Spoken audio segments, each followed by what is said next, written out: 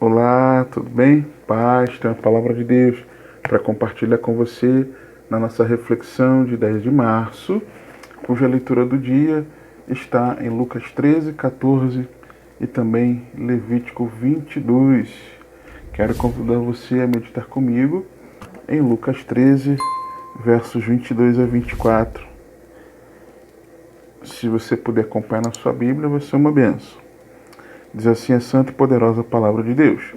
E percorri as cidades e as aldeias, ensinando e caminhando para Jerusalém. E disse-lhe um: Senhor, são poucos os que se salvam? E ele lhe respondeu: Esforçai-vos para entrar pela porta estreita, porque eu vos digo que muitos procurarão entrar e não poderão. Maravilha. É verdade que nós não devemos nos esforçar para que sejamos salvos, ok? Afinal, ninguém pode salvar a si mesmo, é uma missão impossível, lembra? Mas a salvação é pela graça de Deus por meio da fé em Jesus, ok? Entendemos isso? Apesar de ser um presente gratuito de Deus, custou o preço do sangue do Filho dele. Não é uma graça barata. O nosso esforço é por não resistirmos ao Espírito Santo, que nos chama ao arrependimento de pecados, oração, meditação na palavra, jejum, comunhão com os irmãos, santificação, perdão, ajuda ao próximo, evangelização e por aí vai. Existe uma necessidade de nós nos empenharmos por permanecer no caminho apertado, para que entremos pela porta estreita. Ou seja, perseverar até o fim, desenvolvendo a salvação, confirmando a nossa vocação, o nosso chamado. Filipenses 2, 12 a 13. De sorte que, meus amados, assim como sempre obedecestes não só na minha presença, mas muito mais agora na minha ausência, assim também operai a vossa salvação com temor e tremor, porque Deus é que opera em vós, tanto o querer como o efetuar, segundo a sua boa vontade. Veja, o texto está falando de operar a salvação, ou seja, desenvolver a salvação. Só que Paulo ele escreve o porquê. Porque Deus é o que opera. Ou seja, eu devo operar a minha salvação, desenvolver a minha salvação com temor e tremor, porque Deus é o que opera. Ou seja, enquanto você e eu estamos desenvolvendo a nossa salvação, nesse empenho, nessa dedicação, nesse esforço por vivermos para a glória de Deus, é Deus que opera enquanto nós estamos operando a salvação. Ou seja, quando Deus encontra em nós um coração disposto a viver segundo a sua vontade, Ele coopera conosco. Opero a salvação. Deus opera o querer e o efetuar. Opera. Uma cooperação. Cooperação. Entendido? 2 Pedro 2, 1, 10 e 11. Portanto, irmãos, procurai fazer cada vez mais firme a vossa vocação e eleição, porque fazendo isto, nunca jamais tropeçareis, porque assim vos será amplamente concedida a entrada no reino eterno de nosso Senhor e Salvador, Jesus Cristo. Qual é o contexto? Jesus estava caminhando na missão. Como assim? Quando o verso 22 diz: E percorri as cidades e as aldeias, ensinando e caminhando para Jerusalém, quando nós nos reportamos ao capítulo 9, alguns capítulos antes, nós vemos nos versos 51 e 56 o seguinte: E aconteceu que, completando-se os dias para a sua assunção, manifestou o firme propósito de ir a Jerusalém. Jesus sabia que tinha chegado a hora. E a partir disso, ele toma uma atitude. Vamos para Jerusalém. E manifestando esse firme propósito, seguiu. E aí, claro, entrou em aldeias, a aldeia samaritana, por exemplo, não foram recebidos porque tinham um aspecto de estavam indo para Jerusalém. Aí os filhos de Zebedeu, Senhor, quer que a gente mande descer fogo do céu para consumir esse pessoal? Aí Jesus, vocês não sabem de que espírito vocês são? Aí continua o texto. Porque o Filho do Homem não veio para destruir as almas dos homens, mas para salvá-las, e foram para outra aldeia. Jesus, caminho de Jerusalém, foi andando de cidade em cidade, de aldeia em aldeia, ensinando e caminhando para Jerusalém. Ok? E aí vem a pergunta e disse-lhe um: Senhor, são poucos os que se salvam? Vemos em vários outros textos que de fato sim, são poucos que serão salvos. Porque Deus quer? Não. Por culpa de desejarmos ainda permanecer no pecado.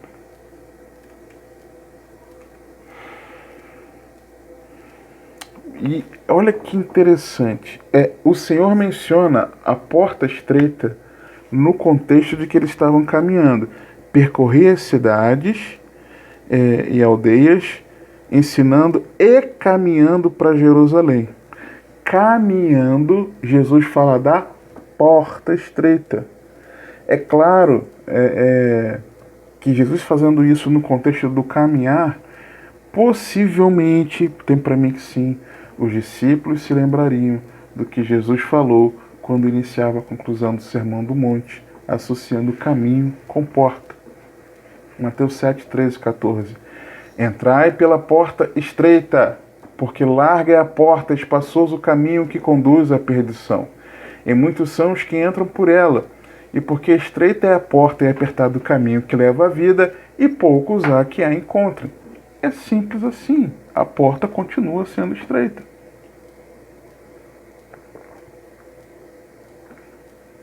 Nesse sentido,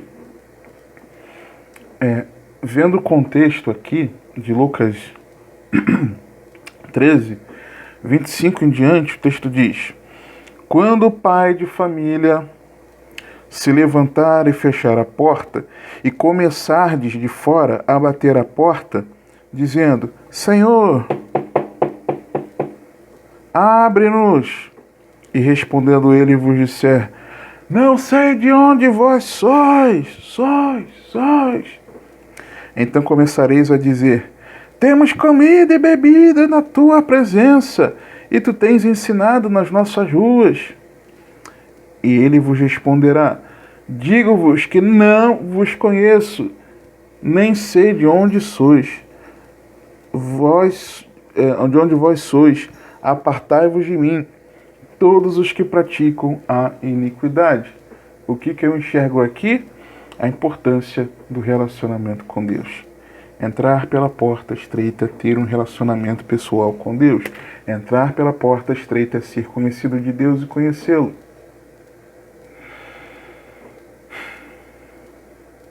Tem que ter relacionamento com Deus.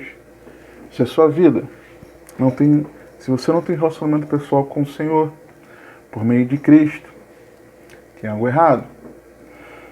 Outra, eu vejo que também entrar pela porta estreita significa abandono de pecados, quando na parte B diz: apartai-vos de mim, vós todos os que praticais a iniquidade. Ou seja, longe do Senhor quem está na prática do pecado, da iniquidade. Porém, se houver abandono de pecados, certamente o Senhor acolhe.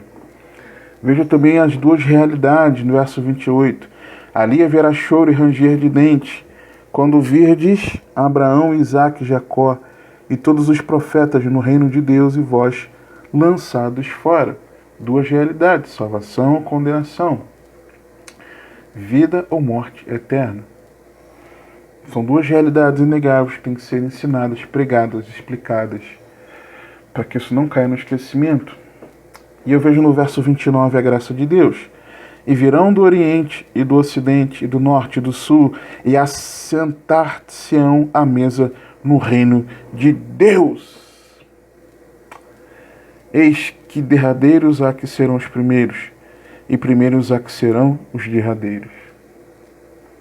Quando eu penso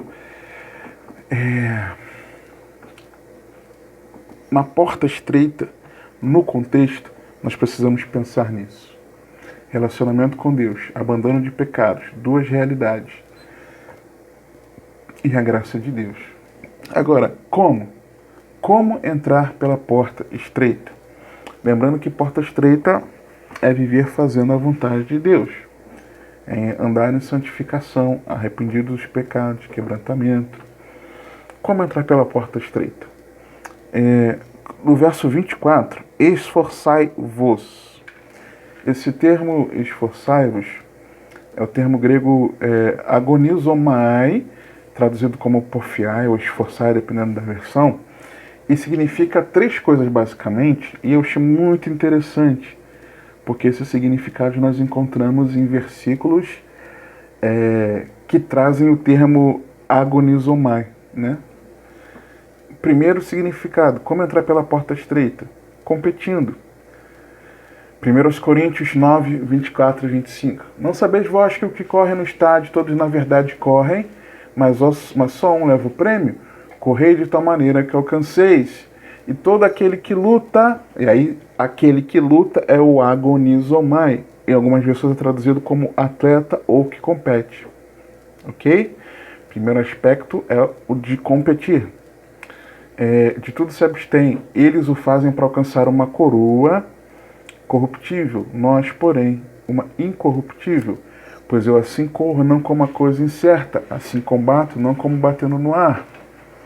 Antes subjugo o meu corpo e o reduzo à servidão, para que, pregando aos outros, eu mesmo não venha de alguma maneira ficar reprovado. Segundo aspecto, lutar. 1 Timóteo 6,12. Milita, ou seja, agonizomai, traduzido às vezes como combate, lute, a boa milícia da fé. Toma posse da vida eterna, para a qual também foste chamado, tendo já feito boa confissão diante de muitas testemunhas. O milita, traduzido como combate, lute, também é agonizomai. 2 Timóteo 4,7. Combati, agonizomai, o bom combate, acabei a carreira, guardei a fé. Terceiro aspecto, como? Empenhar-se com zelo extremo. Colossenses 1, 26 a 29. O mistério que esteve oculto desde os séculos e em todas as gerações, e que agora foi manifesto aos seus santos, aos quais Deus quis fazer conhecer quais são as riquezas da glória deste mistério entre os gentios, que é Cristo em vós, a esperança da glória, a quem anunciamos, admoestando a todo homem e ensinando a todo homem toda a sabedoria, para que apresentemos todo homem perfeito em Jesus Cristo. E para isso também trabalho, me afadigo, né? Combatendo ou agonizomai, esforçando-me, segundo a sua eficácia que opera em mim poderosamente. Precisamos entrar pela porta estreita. Precisamos entender essa verdade, para que não somente nós sejamos salvos, mas para que mais pessoas venham ao conhecimento de Cristo, gerando fé para a salvação. Que o Senhor te abençoe e te guarde, que Ele te conduza e governe a sua vida, porque você tem acesso a entrar pela porta estreita, a viver uma vida ainda que pareça apertada, mas é um viver para a glória de Deus.